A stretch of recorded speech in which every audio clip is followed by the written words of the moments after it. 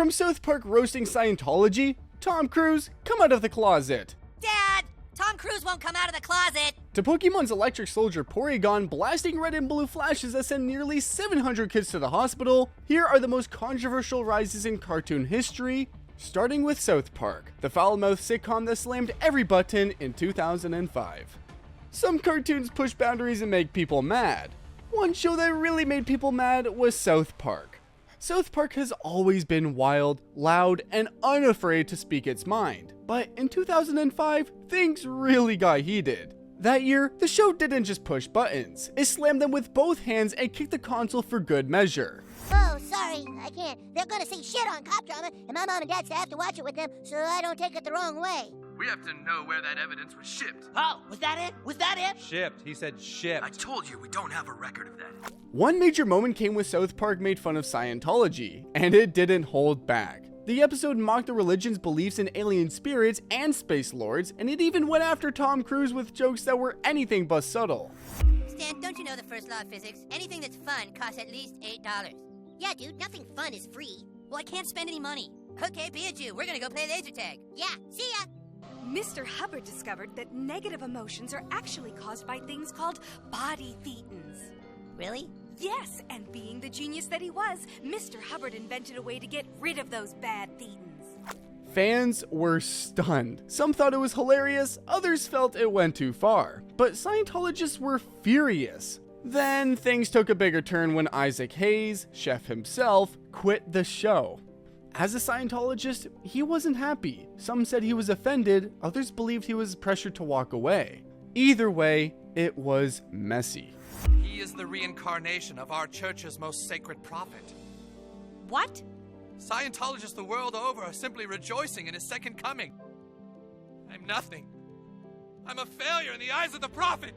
Ah! Hey! But that wasn't the end of it. South Park also tried to show the Prophet Muhammad again, something they had done once before without much noise. But this time, the response was different. Threats came in. People were scared. Oh, and you're one to talk? With all your internet porn? Watching porn isn't like doing coke, fag. Jesus Christ! What? We've got a distress signal coming in. The gingers and celebrities all want a piece of him. I don't know where we can go. Wait. No, wait a minute. I've got it. I totally got it. Whoa. Comedy Central got nervous and censored the episode. They blurred out the Prophet's image and even bleeped his name. That move sparked outrage. People started asking, should fear decide what artists can show? Is safety more important than free speech? You're supposed to be watching Muhammad.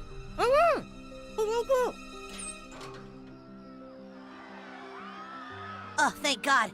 Even with all the drama, or maybe because of it, South Park became a cultural icon. It kept doing what few shows dared, saying the things others were too scared to say.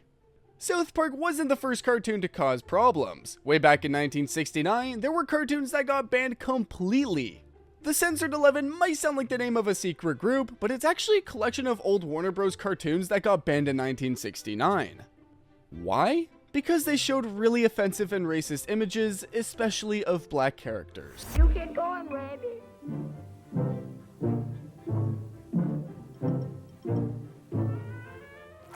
These cartoons were made during the 1930s and 1940s, a time when such harmful stereotypes were sadly common in movies, TV shows, and even children's entertainment.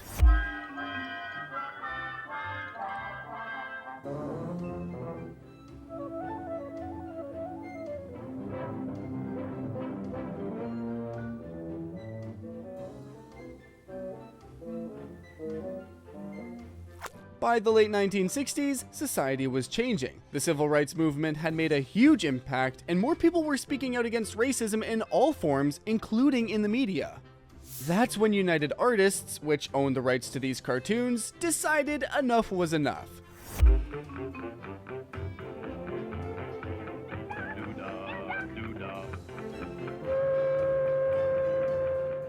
They banned the Censored 11 from television, theaters, and any official screenings. These cartoons weren't just old, they were deeply hurtful.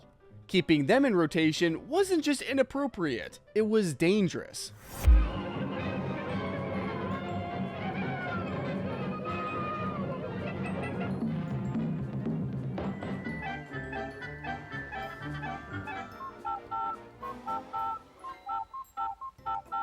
Even though they were banned, the censored 11 didn't completely disappear. Over time, film historians, media experts, and teachers began showing these cartoons in very controlled educational settings.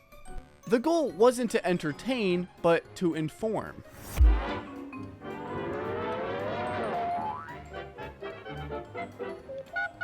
For 25 cents each one, a better beating, beat better, egg beater. These short films were used as learning tools to show how media has the power to spread stereotypes, influence public opinion, and even shape how entire groups of people are treated.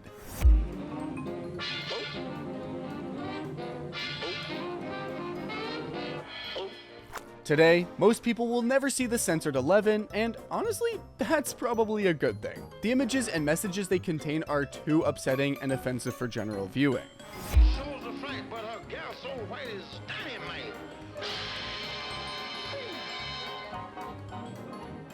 But they are still talked about, not because they were great, but because they remind us why respect and representation matter. Not all cartoon controversies come from shocking content. Sometimes cartoons cause trouble without even trying to be mean. In 1997, Pokémon hit a major bump with an episode called Electric Soldier Porygon. During the show, there was a scene with flashing red and blue lights. It only lasted a few seconds, but it caused nearly 700 kids in Japan to get sick.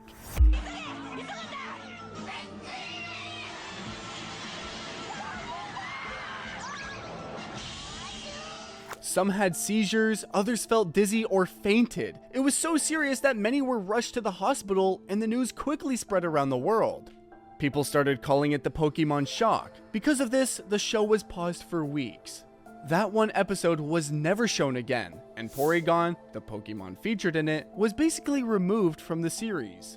The incident also led to big changes in how animated shows are made. Rules were added to limit flashing lights so it wouldn't happen ever again. While Pokemon hurt people by accident, some shows got in trouble on purpose. Another cartoon that worried parents everywhere was Beavis and Butt-Head. Beavis and Butt-Head was one of the wildest, loudest, and most talked about cartoons of the 1990s. It followed two lazy teenage boys, Beavis and Butt-Head, who spent their entire time watching music videos, making dumb jokes, and getting into all kinds of trouble. They didn't care about school, jobs, or being polite. All they wanted was to laugh and be weird. At first glance, the show seemed silly and harmless, but not everyone saw it that way. Some parents and critics thought it was dangerous for kids.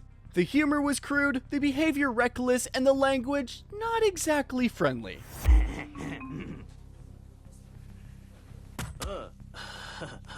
Direct hit, tail gunner Beavis. You shooting at me, punk? One big controversy hit when a 5-year-old set his house on fire, and the media blamed Beavis and Butt-Head.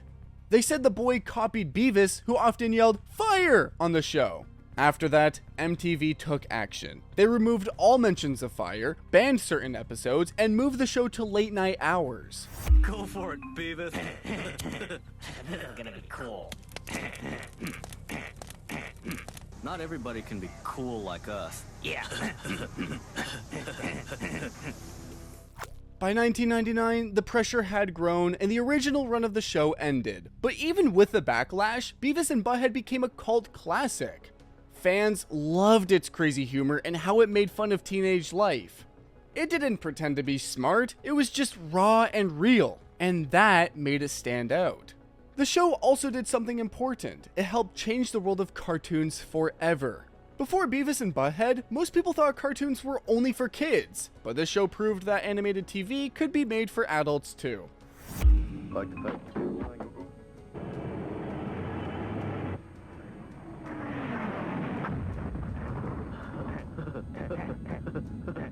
Today, people still remember Beavis and Butt-Head as one of the boldest and weirdest cartoons ever made. It didn't play it safe, and it didn't care about being nice. It made people laugh, made others angry, and got the whole country talking about what kids should be watching on TV. Beavis and Butt-Head opened the door for adult cartoons. Following in their footsteps came Family Guy, ready to shock even more people. Family Guy has never played it safe. Since it first aired in 1999, the show made it clear that nothing was off limits. God, I hope I get it. I hope I get it. How many people does he need? How many boys? How many girls? From religious and politics to death, race, and everything in between, Family Guy is the cartoon that says the things no one else dares to say. That's its style, shocking, fast-paced, and completely unapologetic.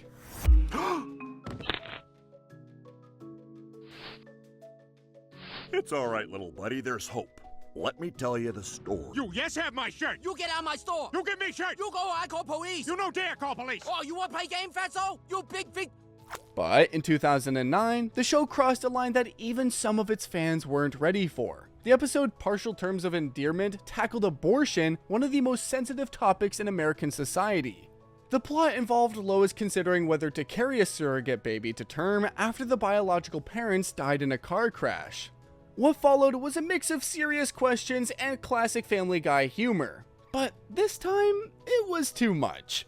Really? Why? Because it's killing babies, Brian. If God wanted us to kill babies, he'd make them all Chinese girls. Peter, it's not a baby, it's a fertilized egg. Fox, the network behind Family Guy, refused to air the episode in the US, sparking major controversy. Some viewers found it offensive and inappropriate, while others criticized the censorship itself. A few praised the show for daring to tackle such a painful topic. Okay, well, sperm is alive, and every time you masturbate, millions of them die. So is it wrong to kill sperm? Yes. But shocking people is nothing new for Family Guy. The show was filled with cutaway gags, twisted jokes, and moments that make you laugh and cringe at the same time. Sometimes a joke goes way too far. Sometimes it's just plain uncomfortable. And that's exactly what fans expect.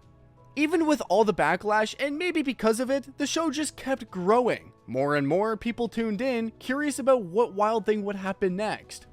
Characters like Peter, Lois, Stewie, Meg, and Brian became household names. Kids repeated Stewie's quotes in school, adults discussed episodes at work, and the internet lit up with reactions after every episode. Well, Lois, I happen to be a Muslim now, which means I'll be spending a lot of my time in mostly empty cafes, watching soccer on an 8-inch black and white TV. I even started wearing leather sandals with way too long toenails. See how the big ones are getting yellow? Ah, yes, very Muslim. Family Guy also inspired other adult cartoons like American Dad and The Cleveland Show, proving that edgy humor had a big audience.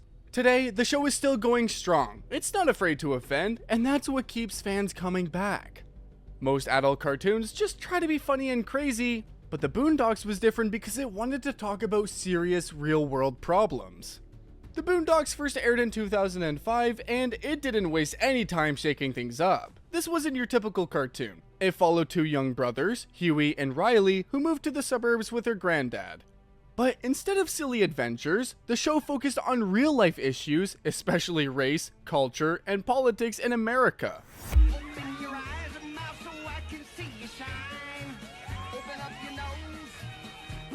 Oh, okay. Have fun. Oh. Oh, I love that. Created by Aaron McGruder, the Boondocks wasn't afraid to speak the truth, even when it made people uncomfortable. It used bold language, strong opinions, and sharp humor to talk about racism, stereotypes, police brutality, and more. Some people thought the show went way too far, especially with its use of racial slurs and sensitive topics, but others praised it for being honest and real.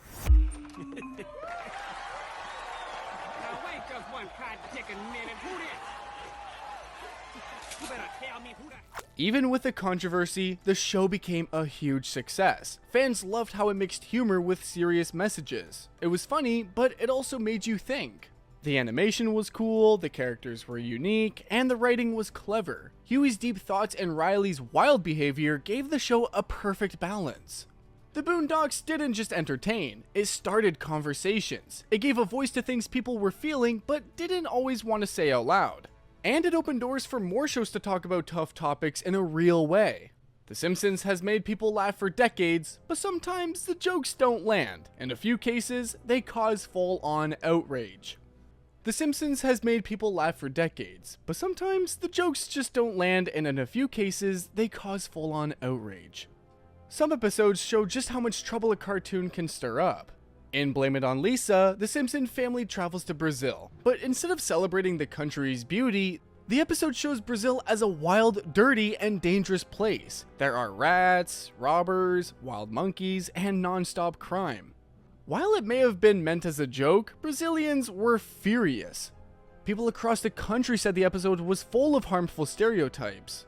Brazil's tourism board worried that the cartoon would scare off visitors. Protests broke out. Media outlets slammed the show, and the Brazilian government even talked about suing Fox. It wasn't a riot in the streets, but it felt like a major cultural storm. Eventually, the show's creators apologized. They said they didn't mean to offend anyone, but it was clear that this time, the joke went too far. The episode became a big example of what happens when satire turns into offense, especially when it targets a whole country. Now rewind to 1997 when The Simpsons aired The City of New York vs. Homer Simpson. This time, the show poked fun at New York City. The episode made the city seem rude, loud, messy, and full of annoying people. One key scene even showed the World Trade Center. At the time, it caused a few chuckles and a bit of criticism, but nothing major. Then came the September 11 attacks in 2001. After that, the episode felt very different. The jokes didn't seem funny anymore. The image of the Twin Towers hit too close to home. Networks quickly pulled the episode from reruns out of respect for what had happened. That decision sparked its own kind of controversy. Some people felt it was the right thing to do, others thought pulling the episode was unnecessary and that it was a form of censorship. Over time, the episode came back on air in some places, usually with a warning at the beginning. Both of these episodes, though very different, caused what you would call a cartoon riot. Not with yelling in the streets or buildings on fire, but with public anger, media backlash, and heated debates. In Brazil, the episode damaged the country's image and hurt a lot of people. In the US, the New York episode reminded viewers how quickly humor can feel painful after a tragedy. These events showed that cartoons, even ones full of silly jokes and yellow characters, can stir powerful emotions. If you've ever gone through puberty, you know it's weird and confusing. That's where Big Mouth comes in, talking about all the awkward stuff. If you've ever gone through puberty, and let's be honest, we all have, you know it's weird, confusing, and sometimes just gross. That's where Big Mouth comes in. This Netflix cartoon doesn't hide from the awkward stuff. It jumps right into it, head first, and starts talking. A lot. First released in 2017, Big Mouth follows a bunch of middle school kids dealing with all the ups and downs of growing up. There's Nick, Andrew, Jesse, Missy, and more, all trying to figure out their changing bodies, feelings, and friendships. But what makes the show different is how it talks about all of it, openly, loudly, and with no filter. And then come the hormone monsters. These creatures are the physical forms of puberty, loud, pushy, confusing, and often hilarious. Maurice, Connie, and others don't whisper advice, they yell, tease, and push the kids into doing things they're not ready for. It's funny, wild, and sometimes so real it's almost uncomfortable. Big Mouth covers everything from periods to body hair, crushes to anxiety, and even shame and identity. It doesn't hold anything back. Some people love how honest it is, others think it goes way too far, and that's where the controversy starts. There are scenes with very graphic jokes, adult humor, and moments that even make grown-ups squirm. Some viewers say it's too much, especially because the main characters are kids, but the show isn't made for kids. It's made for adults looking back at their own awkward teenage years. Still, it makes people talk, and not always in a good way. One big problem came when a biracial character, Missy, was voiced by a white actress. People weren't happy, and the show's creators agreed it was a mistake.